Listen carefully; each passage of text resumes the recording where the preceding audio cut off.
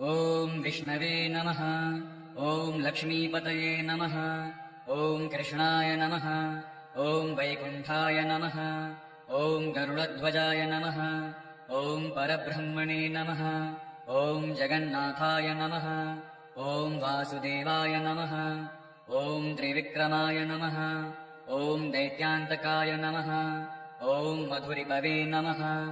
ॐ तारक्ष्यवाहनाय नमः। ॐ सनातनाय नमः। ॐ नारायणाय नमः। ॐ पद्मनाभाय नमः। ॐ ऋषिकेशाय नमः। ॐ सुधाप्रदाय नमः। ॐ माधवाय नमः। ॐ पुण्डरीकाक्षाय नमः। ॐ स्थितिकर्त्रे नमः। ॐ परात्पराय नमः। ॐ वनमालिने नमः। ॐ यज्ञरूपाय नमः। ॐ चक्रपाणये नमः। ॐ गदाधराय नमः। ॐ उपेन्द्राय नमः। ॐ केशवाय नमः। ॐ हंसाय नमः। ॐ समुद्रमथनाय नमः। ॐ हरये नमः। ॐ गोविन्दाय नमः। ॐ ब्रह्मजनकाय नमः। ॐ कैटभासुरमर्दनाय नमः। ॐ श्रीधराय नमः। ॐ कामजनकाय नमः। ॐ शेषशायिने नमः। ॐ चतुर्भुजाय नमः। ॐ पाञ्चजन्यधराय नमः। ॐ श्रीमते नमः। ॐ सारङ्गपाणये नमः। ॐ जनार्दनाय नमः। ॐ पीताम्बरधराय नमः। ॐ देवाय नमः। ॐ सूर्यचन्द्रविलोचनाय नमः। ॐ मत्स्यरूपाय नमः। ॐ कूर्मतनवे नमः। ॐ क्रोडरूपाय नमः। ॐ त्रिकेसरिणे नमः। ॐ वामनाय नमः। ॐ भार्गवाय नमः। ॐ रामाय नमः। ॐ बलिने नमः। ॐ कल्किने नमः। ॐ हयाननाय नमः। ॐ विश्वम्भराय नमः। ॐ शिशुमाराय नमः। ॐ श्रीकराय नमः। ॐ कपिलाय नमः। ॐ ध्रुवाय नमः। ॐ दत्तात्रेयाय नमः। ॐ अच्युताय नमः। ॐ अनन्ताय नमः। ॐ मुकुन्दाय नमः। ॐ दधिवामनाय नमः। ॐ धन्वन्तरये नमः। ॐ श्रीनिवासाय नमः। ॐ पद्युम्नाय नमः। ॐ पुरुषोत्तमाय नमः। ॐ श्रीवत्कौस्तुभधराय नमः। ॐ मुरारातये नमः। ॐ अधोक्षजाय नमः।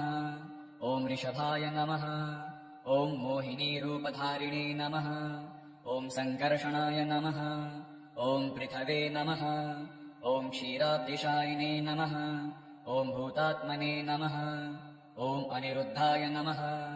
ॐ भक्तवत्सलाय नमः। ॐ नराय नमः। ॐ गजेन्द्रवरदाय नमः। ॐ त्रिधाम्ने नमः। ॐ भूतभावनाय नमः। ॐ श्वेतद्वीपसुवास्तव्याय नमः। ॐ सनकादिमुनिध्येयाय नमः। ॐ भगवते नमः। ॐ शङ्करप्रियाय नमः। ॐ नीलकान्ताय नमः। ॐ धराकान्ताय नमः। ॐ वेदात्मने नमः। ॐ वादरायणाय नमः। ॐ भागीरथीजन्मभूमिपादपद्माय नमः। ॐ सीताम्प्रभवे नमः। ॐ स्वभुवे नमः। ॐ विभवे नमः। ॐ घनश्यामाय नमः। ॐ जगत्कारणाय नमः। ॐ अव्याय नमः। ॐ बुद्धावताराय नमः। ॐ शान्तात्मने नमः। ॐ लीलामानुषविग्रहाय नमः। ॐ दामोदराय नमः। ॐ विराड्रूपाय नमः। ॐ भूतभव्यभवत्प्रभवे नमः। ॐ आदिदेवाय नमः। ॐ देवदेवाय नमः। ॐ प्रह्लादपरिपालकाय नमः। ॐ श्रीमहाविष्णवे नमः। ॐ विष्णवे नमः। ॐ विष्णवे नमः। ॐ लक्ष्मीपतये नमः। ॐ कृष्णाय नमः। ॐ वैकुण्ठाय नमः। ॐ गरुडध्वजाय नमः। ॐ परब्रह्मणे नमः। ॐ जगन्नाथाय नमः। ॐ वासुदेवाय नमः। ॐ त्रिविक्रमाय नमः। ॐ दैत्यान्तकाय नमः। ॐ मधुरिपवे नमः। ॐ तारक्ष्यवाहनाय नमः। ॐ सनातनाय नमः। ॐ नारायणाय नमः। ॐ पद्मनाभाय नमः। ॐ ऋषिकेशाय नमः। ॐ सुधाप्रदाय नमः। ॐ माधवाय नमः। ॐ पुण्डरीकाक्षाय नमः। ॐ स्थितिकर्त्रे नमः। ॐ परात्पराय नमः। ॐ वनमालिने नमः। ॐ यज्ञरूपाय नमः। ॐ चक्रपाणये नमः। ॐ गदाधराय नमः। ॐ उपेन्द्राय नमः। ॐ केशवाय नमः। ॐ हंसाय नमः। ॐ समुद्रमथनाय नमः। ॐ हरये नमः। ॐ गोविन्दाय नमः। ॐ ब्रह्मजनकाय नमः। ॐ कैटभासुरमर्दनाय नमः। ॐ श्रीधराय नमः। ॐ कामजनकाय नमः। ॐ शेषशायिने नमः। ॐ चतुर्भुजाय नमः। ॐ पाञ्चजन्यधराय नमः। ॐ श्रीमते नमः। ॐ सारङ्गपाणये नमः। ॐ जनार्दनाय नमः। ॐ पीताम्बरधराय नमः। ॐ देवाय नमः। ॐ सूर्यचन्द्रविलोचनाय नमः। ॐ मत्स्यरूपाय नमः। ॐ कूर्मतनवे नमः। ॐ क्रोडरूपाय नमः। ॐ त्रिकेसरिणे नमः। ॐ वामनाय नमः। ॐ भार्गवाय नमः। ॐ रामाय नमः। ॐ बलिने नमः। ॐ कल्किने नमः। ॐ हयाननाय नमः। ॐ विश्वम्भराय नमः। ॐ शिशुमाराय नमः। ॐ श्रीकराय नमः। ॐ कपिलाय नमः। ॐ ध्रुवाय नमः। ॐ दत्तात्रेयाय नमः। ॐ अच्युताय नमः। ॐ अनन्ताय नमः। ॐ मुकुन्दाय नमः। ॐ दधिवामनाय नमः। ॐ धन्वन्तरये नमः। ॐ श्रीनिवासाय नमः। ॐ पद्युम्नाय नमः। ॐ पुरुषोत्तमाय नमः। ॐ श्रीवत्कौस्तुभधराय नमः। ॐ मुरारातये नमः। ॐ अधोक्षजाय नमः। ॐ ऋषभाय नमः। ॐ मोहिनीरूपधारिणे नमः। ॐ सङ्कर्षणाय नमः। ॐ पृथवे नमः। ॐ क्षीराब्धिशायिने नमः। ॐ भूतात्मने नमः। ॐ अनिरुद्धाय नमः। ॐ भक्तवत्सलाय नमः। ॐ नराय नमः। ॐ गजेन्द्रवरदाय नमः। ॐ त्रिधाम्ने नमः। ॐ भूतभावनाय नमः। ॐ श्वेतद्वीपसुवास्तव्याय नमः। ॐ सनकादिमुनिध्येयाय नमः। ॐ भगवते नमः। ॐ शङ्करप्रियाय नमः। ॐ नीलकान्ताय नमः। ॐ धराकान्ताय नमः। ॐ वेदात्मने नमः। ॐ वादरायणाय नमः। ॐ भागीरथीजन्मभूमिपादपद्माय नमः। ॐ सीताम्प्रभवे नमः। ॐ स्वभुवे नमः। ॐ विभवे नमः। ॐ घनश्यामाय नमः। ॐ जगत्कारणाय नमः। ॐ अव्याय नमः। ॐ बुद्धावताराय नमः। ॐ शान्तात्मने नमः। ॐ लीलामानुषविग्रहाय नमः। ॐ दामोदराय नमः। ॐ विराड्रूपाय नमः। ॐ भूतभव्यभवत्प्रभवे नमः। ॐ आदिदेवाय नमः। ॐ देवदेवाय नमः। ॐ प्रह्लादपरिपालकाय नमः। ॐ श्रीमहाविष्णवे नमः। ॐ विष्णवे नमः। ॐ विष्णवे नमः। ॐ लक्ष्मीपतये नमः। ॐ कृष्णाय नमः। ॐ वैकुण्ठाय नमः। ॐ गरुडध्वजाय नमः। ॐ परब्रह्मणे नमः। ॐ जगन्नाथाय नमः। ॐ वासुदेवाय नमः। ॐ त्रिविक्रमाय नमः। ॐ दैत्यान्तकाय नमः। ॐ मधुरिपवे नमः। ॐ तारक्ष्यवाहनाय नमः। ॐ सनातनाय नमः। ॐ नारायणाय नमः। ॐ पद्मनाभाय नमः। ॐ ऋषिकेशाय नमः। ॐ सुधाप्रदाय नमः। ॐ माधवाय नमः। ॐ पुण्डरीकाक्षाय नमः। ॐ स्थितिकर्त्रे नमः। ॐ परात्पराय नमः। ॐ वनमालिने नमः। ॐ यज्ञरूपाय नमः। ॐ चक्रपाणये नमः। ॐ गदाधराय नमः। ॐ उपेन्द्राय नमः। ॐ केशवाय नमः। ॐ हंसाय नमः। ॐ समुद्रमथनाय नमः। ॐ हरये नमः। ॐ गोविन्दाय नमः। ॐ ब्रह्मजनकाय नमः। ॐ कैटभासुरमर्दनाय नमः। ॐ श्रीधराय नमः। ॐ कामजनकाय नमः। ॐ शेषशायिने नमः। ॐ चतुर्भुजाय नमः। ॐ पाञ्चजन्यधराय नमः। ॐ श्रीमते नमः। ॐ सारङ्गपाणये नमः। ॐ जनार्दनाय नमः। ॐ पीताम्बरधराय नमः। ॐ देवाय नमः। ॐ सूर्यचन्द्रविलोचनाय नमः। ॐ मत्स्यरूपाय नमः। ॐ कूर्मतनवे नमः। ॐ क्रोडरूपाय नमः। ॐ त्रिकेसरिणे नमः। ॐ वामनाय नमः। ॐ भार्गवाय नमः। ॐ रामाय नमः। ॐ बलिने नमः। ॐ कल्किने नमः। ॐ हयाननाय नमः। ॐ विश्वम्भराय नमः। ॐ शिशुमाराय नमः। ॐ श्रीकराय नमः। ॐ कपिलाय नमः। ॐ ध्रुवाय नमः। ॐ दत्तात्रेयाय नमः। ॐ अच्युताय नमः। ॐ अनन्ताय नमः। ॐ मुकुन्दाय नमः। ॐ दधिवामनाय नमः। ॐ धन्वन्तरये नमः। ॐ श्रीनिवासाय नमः। ॐ पद्युम्नाय नमः। ॐ पुरुषोत्तमाय नमः। ॐ श्रीवत्कौस्तुभधराय नमः। ॐ मुरारातये नमः। ॐ अधोक्षजाय नमः। ॐ ऋषभाय नमः। ॐ मोहिनीरूपधारिणे नमः। ॐ सङ्कर्षणाय नमः। ॐ पृथवे नमः। ॐ क्षीराब्धिशायिने नमः। ॐ भूतात्मने नमः। ॐ अनिरुद्धाय नमः। ॐ भक्तवत्सलाय नमः। ॐ नराय नमः। ॐ गजेन्द्रवरदाय नमः। ॐ त्रिधाम्ने नमः।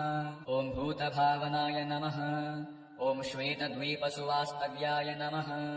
ॐ सनकादिमुनिध्येयाय नमः। ॐ भगवते नमः। ॐ शङ्करप्रियाय नमः। ॐ नीलकान्ताय नमः। ॐ धराकान्ताय नमः। ॐ वेदात्मने नमः। ॐ वादरायणाय नमः। ॐ भागीरथीजन्मभूमिपादपद्माय नमः। ॐ सीताम्प्रभवे नमः। ॐ स्वभुवे नमः। ॐ विभवे नमः। ॐ घनश्यामाय नमः। ॐ जगत्कारणाय नमः। ॐ अव्याय नमः। ॐ बुद्धावताराय नमः। ॐ शान्तात्मने नमः। ॐ लीलामानुषविग्रहाय नमः। ॐ दामोदराय नमः। ॐ विराड्रूपाय नमः। ॐ भूतभव्यभवत्प्रभवे नमः। ॐ आदिदेवाय नमः। ॐ देवदेवाय नमः। ॐ प्रह्लादपरिपालकाय नमः। ॐ श्रीमहाविष्णवे नमः। ॐ विष्णवे नमः। ॐ विष्णवे नमः। ॐ लक्ष्मीपतये नमः। ॐ कृष्णाय नमः। ॐ वैकुण्ठाय नमः। ॐ गरुडध्वजाय नमः। ॐ परब्रह्मणे नमः। ॐ जगन्नाथाय नमः। ॐ वासुदेवाय नमः। ॐ त्रिविक्रमाय नमः। ॐ दैत्यान्तकाय नमः। ॐ मधुरिपवे नमः। ॐ तारक्ष्यवाहनाय नमः। ॐ सनातनाय नमः। ॐ नारायणाय नमः। ॐ पद्मनाभाय नमः। ॐ ऋषिकेशाय नमः। ॐ सुधाप्रदाय नमः। ॐ माधवाय नमः। ॐ पुण्डरीकाक्षाय नमः। ॐ स्थितिकर्त्रे नमः। ॐ परात्पराय नमः। ॐ वनमालिने नमः। ॐ यज्ञरूपाय नमः। ॐ चक्रपाणये नमः। ॐ गदाधराय नमः। ॐ उपेन्द्राय नमः। ॐ केशवाय नमः। ॐ हंसाय नमः। ॐ समुद्रमथनाय नमः। ॐ हरये नमः। ॐ गोविन्दाय नमः। ॐ ब्रह्मजनकाय नमः। ॐ कैटभासुरमर्दनाय नमः। ॐ श्रीधराय नमः। ॐ कामजनकाय नमः। ॐ शेषशायिने नमः। ॐ चतुर्भुजाय नमः। ॐ पाञ्चजन्यधराय नमः। ॐ श्रीमते नमः। ॐ सारङ्गपाणये नमः। ॐ जनार्दनाय नमः। ॐ पीताम्बरधराय नमः। ॐ देवाय नमः। ॐ सूर्यचन्द्रविलोचनाय नमः। ॐ मत्स्यरूपाय नमः। ॐ कूर्मतनवे नमः। ॐ क्रोडरूपाय नमः। ॐ त्रिकेसरिणे नमः। ॐ वामनाय नमः। ॐ भार्गवाय नमः। ॐ रामाय नमः। ॐ बलिने नमः। ॐ कल्किने नमः। ॐ हयाननाय नमः। ॐ विश्वम्भराय नमः। ॐ शिशुमाराय नमः। ॐ श्रीकराय नमः। ॐ कपिलाय नमः। ॐ ध्रुवाय नमः। ॐ दत्तत्रेयाय नमः। ॐ अच्युताय नमः। ॐ अनन्ताय नमः। ॐ मुकुन्दाय नमः। ॐ दधिवामनाय नमः। ॐ धन्वन्तरये नमः। ॐ श्रीनिवासाय नमः। ॐ पद्युम्नाय नमः। ॐ पुरुषोत्तमाय नमः। ॐ श्रीवत्कौस्तुभधराय नमः। ॐ मुरारातये नमः। ॐ अधोक्षजाय नमः। ॐ ऋषभाय नमः। ॐ मोहिनीरूपधारिणे नमः। ॐ सङ्कर्षणाय नमः। ॐ पृथवे नमः। ॐ क्षीराब्धिशायिने नमः। ॐ भूतात्मने नमः। ॐ अनिरुद्धाय नमः। ॐ भक्तवत्सलाय नमः। ॐ नराय नमः। ॐ गजेन्द्रवरदाय नमः। ॐ त्रिधाम्ने नमः। ॐ भूतभावनाय नमः। ॐ श्वेतद्वीपसुवास्तव्याय नमः। ॐ सनकादिमुनिध्येयाय नमः। ॐ भगवते नमः। ॐ शङ्करप्रियाय नमः। ॐ नीलकान्ताय नमः। ॐ धराकान्ताय नमः। ॐ वेदात्मने नमः। ॐ वादरायणाय नमः। ॐ भागीरथीजन्मभूमिपादपद्माय नमः। ॐ सीताम्प्रभवे नमः। ॐ स्वभुवे नमः। ॐ विभवे नमः। ॐ घनश्यामाय नमः। ॐ जगत्कारणाय नमः। ॐ अव्याय नमः। ॐ बुद्धावताराय नमः। ॐ शान्तात्मने नमः। ॐ लीलामानुषविग्रहाय नमः। ॐ दामोदराय नमः। ॐ विराड्रूपाय नमः। ॐ भूतभव्यभवत्प्रभवे नमः। ॐ आदिदेवाय नमः। ॐ देवदेवाय नमः। ॐ प्रह्लादपरिपालकाय नमः। ॐ श्रीमहाविष्णवे नमः। ॐ विष्णवे नमः। ॐ विष्णवे नमः। ॐ लक्ष्मीपतये नमः। ॐ कृष्णाय नमः। ॐ वैकुण्ठाय नमः। ॐ गरुडध्वजाय नमः। ॐ परब्रह्मणे नमः। ॐ जगन्नाथाय नमः। ॐ वासुदेवाय नमः। ॐ त्रिविक्रमाय नमः। ॐ दैत्यान्तकाय नमः। ॐ मधुरिपवे नमः। ॐ तारक्ष्यवाहनाय नमः। ॐ सनातनाय नमः। ॐ नारायणाय नमः। ॐ पद्मनाभाय नमः। ॐ ऋषिकेशाय नमः। ॐ सुधाप्रदाय नमः। ॐ माधवाय नमः। ॐ पुण्डरीकाक्षाय नमः। ॐ स्थितिकर्त्रे नमः। ॐ परात्पराय नमः।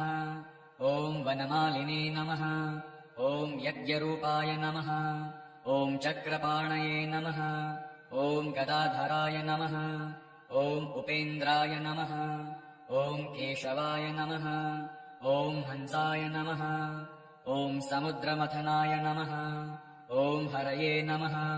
ॐ गोविन्दाय नमः। ॐ ब्रह्मजनकाय नमः। ॐ कैटभासुरमर्दनाय नमः। ॐ श्रीधराय नमः। ॐ कामजनकाय नमः। ॐ शेषशायिने नमः। ॐ चतुर्भुजाय नमः। ॐ पाञ्चजन्यधराय नमः। ॐ श्रीमते नमः। ॐ सारङ्गपाणये नमः। ॐ जनार्दनाय नमः। ॐ पीताम्बरधराय नमः। ॐ देवाय नमः। ॐ सूर्यचन्द्रविलोचनाय नमः। ॐ मत्स्यरूपाय नमः। ॐ कूर्मतनवे नमः। ॐ क्रोडरूपाय नमः।